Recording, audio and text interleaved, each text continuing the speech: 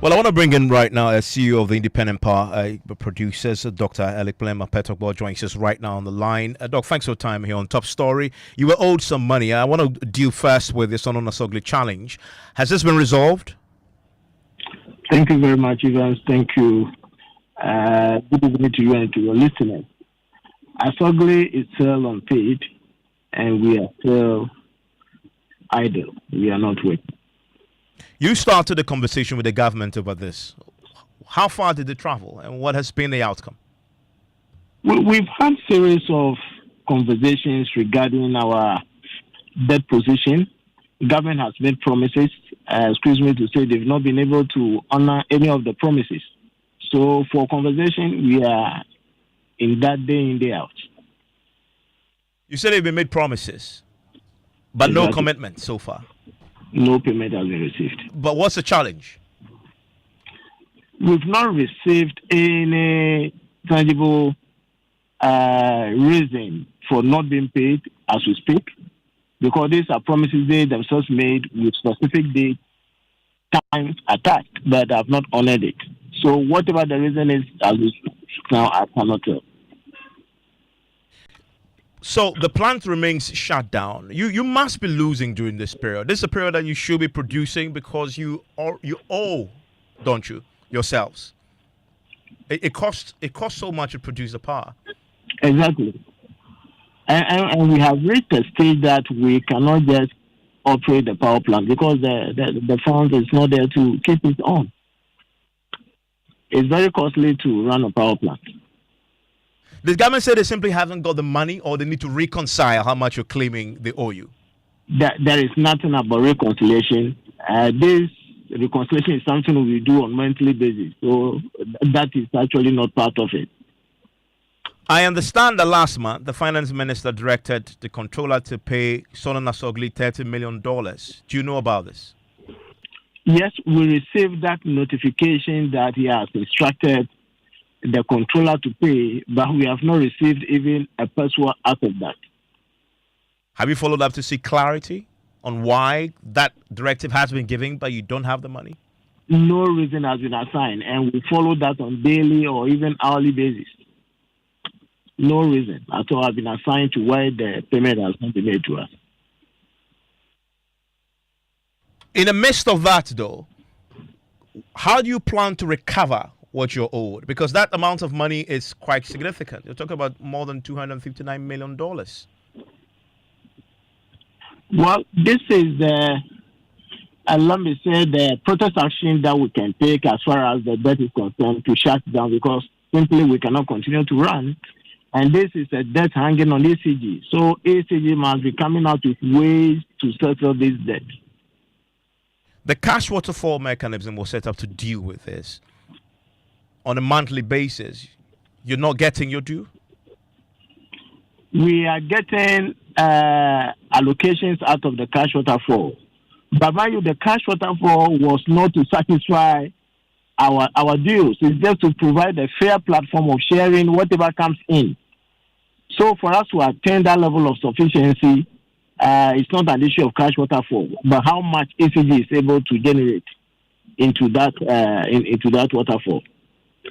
Early this year, you were on one of my shows with the former ECG boss, and at the time, there were some negotiations that arrived at the conclusion that the ECG will remain current on what they owe you. Have they remained current since that agreement was reached? It's very unfortunate. From this beginning of this year to date, ECG has been paying out of the cash only 30% of the current invoices. Less than 30% actually. The year has been a very bad one. In fact, what we have accumulated in terms of our current invoices is actually over 70% of the total monthly invoices. From what I understand, the Ononasogli plant isn't the only plant in this particular quagmire, but all others are still operating. Why the difference? Why the difference in approach to dealing with the subject? You're not the only entity owed. All is not well, my brother. I can tell you, if nothing is done by the end of this week, next week, 3 key power plants will shut down. Which power plants are these? For now, it's confidential, but I can tell you, if nothing is done, 3 key IPPs will be shutting down as well. And this is purely down to the debt. Exactly.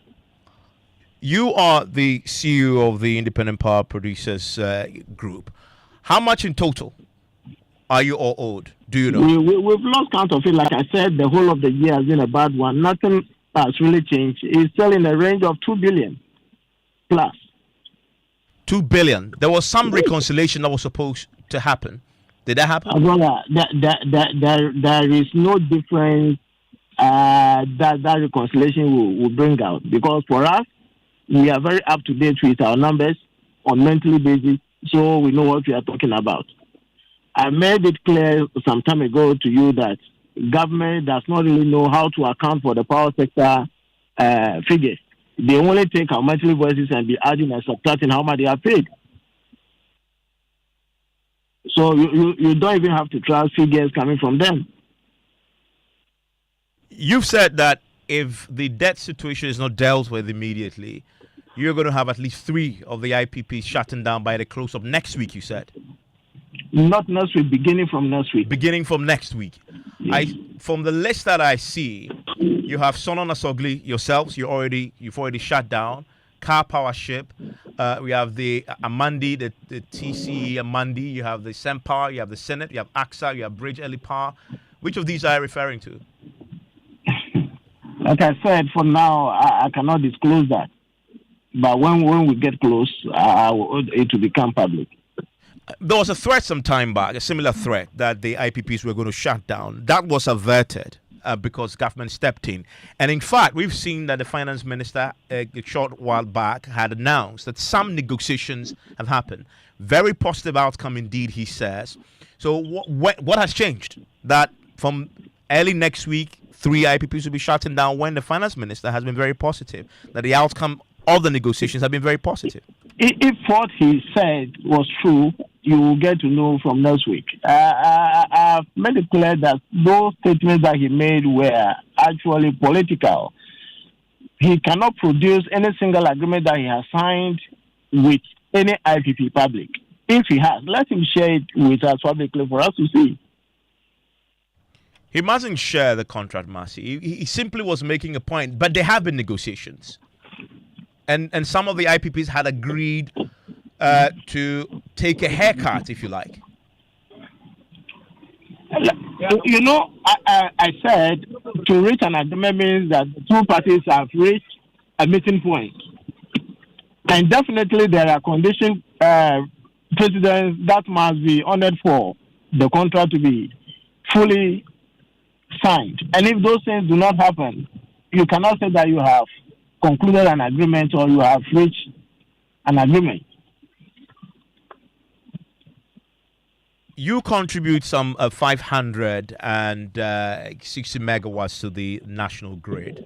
Those 3 IPPs you're talking about, what will be the total loss to the grid if they shut down early next week? That figure will amount to disclosing the names of these IPPs in question. But I'm curious. I'm curious.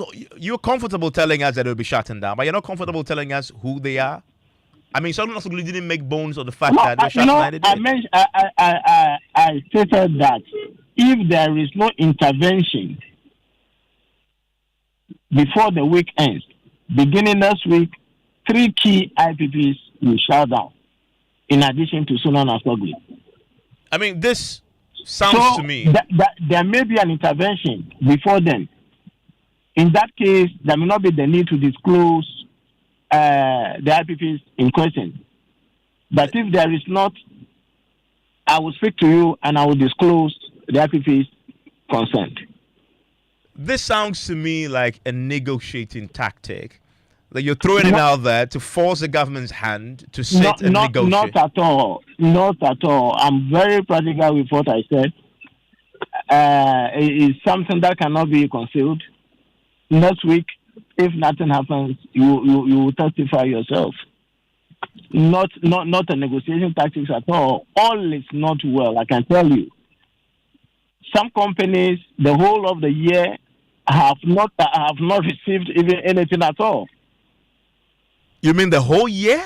The whole year from January to date. It's a very serious case. And which companies are these? At the appropriate time, you will get to know the details, please. Because I find that incredible that a business will run for a year and not get paid. How are they still operating? Because so far, only Senator Nasogli has shut down. And you shut down, at least you announced it publicly on the 16th of October.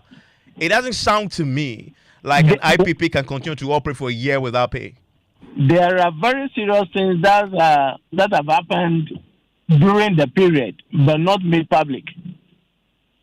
Serious? You may ask the Ministry of Finance or ECG some of the excesses that have happened between them and the power producing company. When you say excesses, we are just making serious sacrifices for this nation. I mean, you're certainly not for the Christmas, and Christmas is around the corner. You're buying fuel, you're paying staff, you're doing maintenance, and this costs money. In fact, in your case, we are talking specifically about $259 million. And you're saying that there are IPPs who've been operating like this for a year without pay? That's difficult to believe. Let me make this thing clear. Assuming the IPPs take responsibility of fuel supply, it would have been a different case. But here lies the case. Government is the one responsible for fuel supply, always making the fuel available for the plants to run. I hope you get a clue from what I'm trying to say. That is why you're saying that the IPPs who have not been paid are still running, because they're getting the fuel from government. Exactly. So without government buying the fuel, you say they'll be shut. They'll have shut down. There is nothing. As far as the case, for instance, became worse, that is why we refuse to even receive the fuel to operate. So you rejected government fuel? By all means. Why? How do we continue to operate without being paid? A whole year you owed us, even the figure that we are quoting, the 239, is just the net of it. There are other costs that government still has to assume responsibility for that were not even mentioned. You heard the president today categorically say that with the commissioning of this 550 megawatts, it's 200 megawatts. Yes. Well, that's what was advertised, but let's take your word for it. And that he's confident that we're going to have a situation where Dumsor never returns. And he's very confident that this will be sustained over the next few years, and that the growth of the power that's available to get into the system, into the national grid, will be sustained over the period. Now, based on what you're just telling me, does it sound realistic? That assumption to me is very wrong, in the sense that Ghana is not suffering from an infrastructure or generation deficit. Besides, these plants have been in operation for quite some time. So, commissioning 200 megawatts is actually not an issue. Remember, the same government came and said that there is excess capacity. Why should an addition to already existing capacities be a point to put Dumsor to rest? No, the challenges of the sector is largely financial as we speak. The policies, political intervention in activities of ECGs, things that do not really favor ECG financially are what is causing the key challenges of the sector, which is largely financial. And that has been very well advertised when it comes to financial challenges with the sector. You've told us already that early next week, if nothing happens to deal with the debt, 3 IPPs will also shut down. In your case, you've been off since 16th October when you announced to the world that you shut down. You haven't been settled. What's the confidence that the rest will be settled before early next week? Well, I am still confident, or I believe government may look at the seriousness of the situation and come in with something. Otherwise, government may be the biggest loser. Let me put it that way. And stay with me. I want to bring in Nana Moisi, Executive Director of the Institute for Energy Securities, into the conversation.